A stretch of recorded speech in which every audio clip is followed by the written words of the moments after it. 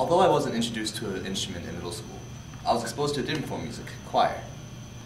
Had it not been for the music program at my middle school, I would not have been able to be a part of a choir. Through the choir, I joined a small ensemble, boys ensemble.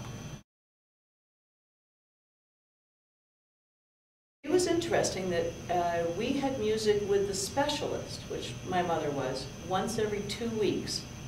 She was the only music teacher for the town we lived in, and so she saw probably 1,000 or 1,200 students, but only once every 2 weeks. The classroom teachers were supposed to teach some music every day. They were supposed to do 15 minutes or 10 minutes of music every day, so all the students would have it. Some of them did. Some of them were not comfortable with music, and so not all of them did that. And then in middle school, we were all required to take a general music class, and the only thing I remember from that is that our teacher required us to memorize a definition. Music is the art science of which sound is the principal element. I mean, that was drummed into us for 8 quarters in a row, so I memorized that. And we had the option to play in a band or an orchestra. However, our orchestra only had about 6 or 8 people in it. It was pretty small. We had no choir in my junior high. Got to high school, our band was considered pretty good. Our orchestra was about 8 of us, and we did not have a choir until after I graduated.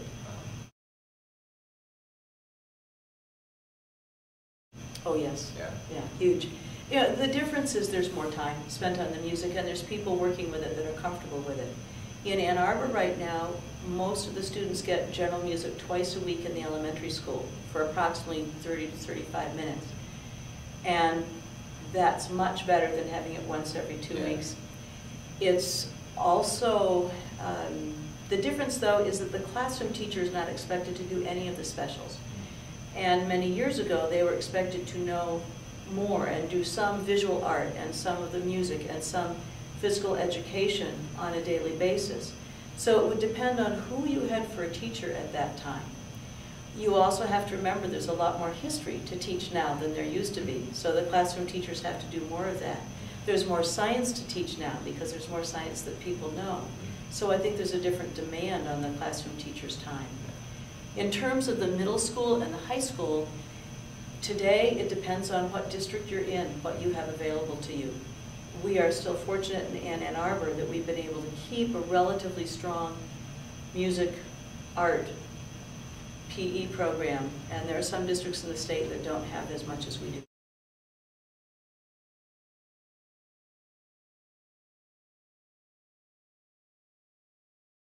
A lot more so than I did when I was a math major. Yeah, I really enjoyed school. It was easy for me when I was growing up, and I loved numbers and I loved the math.